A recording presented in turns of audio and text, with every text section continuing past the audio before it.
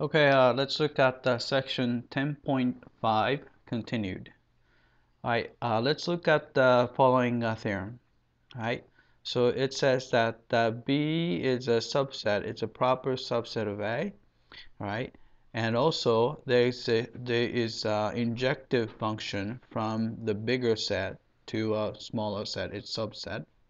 Then we can always find a bijective function h from A to B, right? Which means that A and B are numerically equivalent, right?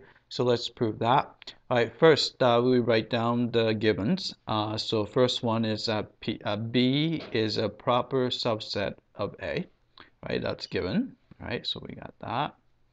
All right, then there exists injective, which is one-to-one function from A to B, and let's call it F. All right, that's a given, so we got that. All right, then here's what we're gonna do. All right, we want to construct a bijection from A to B. All right, so we try to use F as much as possible, but the only problem is that the F is not onto, so we have to fix that problem. Right, so first thing is we're going to look at this region. So B is a subset, so B is right here of A. So we look at the A minus B. So this is the region. So I'm going to just shade it. Right, so we have this region right here, just shading it. Right, so we can use the function f to map this region into a portion of B. So I'm gonna just draw, say, about this much. Right, so this right here is the portion of B. That's the image of image of A minus B. Right, so maybe I'll shade it green too. So you have shaded region right there. Right, so this A minus B will be mapped to this portion of B. Right, then you have a corresponding region here, so I'm gonna just draw that here. So this is I'm gonna just write F because it's always have A minus B in there. Right, now we're gonna map this region right here using F. So you end up coming somewhere over here. So this is the image of f of A minus B under the function f. So I'm going to put f squared, right? Because you apply f twice. All right, then you have a matching region right here. So we keep on doing this. So this is going to be our f squared. So that's our f squared. Right? And to look at the image of that. So you just keep on doing it. So I'm going to say dot, dot, dot. And we keep on matching here. So dot, dot, dot. So we have, let's say it's going to cover that much. Right? So I'll just say here. Here. All right, so let's call this region B prime. So that, combination of all these guys called B prime. So I'm going to call that guy B prime, right? So the definition is 2. Line 3. Yeah. Line number 3. All right, I'm going to define B prime to be the collection of f to the n of x, right? This is not power. We're actually applying f multiple n times, and which comes from x is from a minus b, right? Then n is any natural number, right? So we're talking about these guys. So start with a minus b and map it to here. Then look at the corresponding it, map into here. And look at the corresponding f squared, map into f cubed. And look at the f cubed, and I just keep on doing it forever. All right. But you can see that since f is, we're assuming that it's not onto. If it was onto, there was nothing to prove. It's already one-to-one and onto. So we're assuming that the f is not onto. So there will be some leftover region. So right here, right? It's not going to be mapped. So there's a leftover region here, right? Let's call that guy D. Right? So the definition would be for D would be just simply the difference between B and B prime. So you have a D is equal to B minus B prime, right? So these are just defining. So defining sets. So definition here and definition here, right? And so you can see that there's a corresponding D right here too. So this is D as well, right?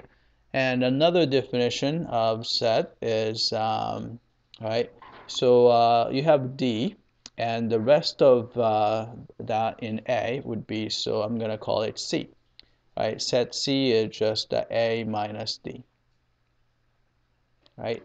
So it's basically these guys. Right, so shaded in green, so that's called as C. All right, so that's another definition. All right, as you can see that we could cover most of the most of the region using most of the set using F. So we did our best, just keep on mapping. So you can see that the entire C, so this is shaded in green, it's going to have a one-to-one and onto to be prime, right?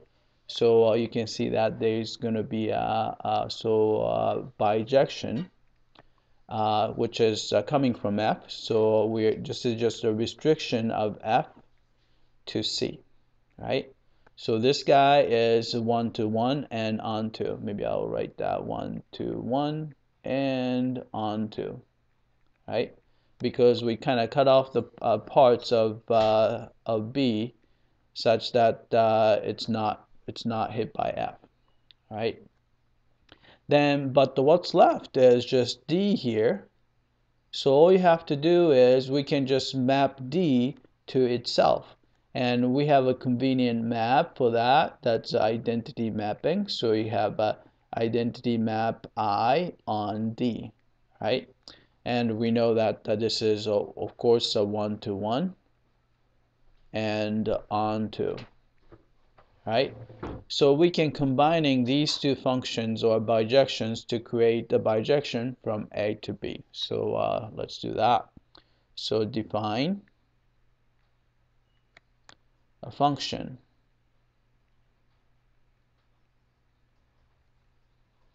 H from A to B, right, by, right, so remember A is a combination of C and D, they're disjoint. So here A is a combination of C union D, and these guys are disjoint, C and D are disjoint. And also B is a union of B prime and D. So B prime and D, and also B prime and D are disjoint. All right, so we can combine these two functions. So we're going to define h of x to be, all right, so it's going to be a function f restricted to c of x if, of course, x is in c, right? And then other one, we use the identity map on D if x is in D. All right. So we know that f is a one-to-one function to begin with. By restricting the domain and restricting in its range, a range is going to be just b prime. So it's going to be one-to-one and onto. So this guy is a bijection. So bijective. And we all know that the identity function is bijective. All right. So therefore, by lemma we just proved before, when you combine two bijective function and domains are disjoint and the codomains are disjoint, therefore the combination combination of those two guys will be bijective as well. So number 7, right? Therefore, H is bijective.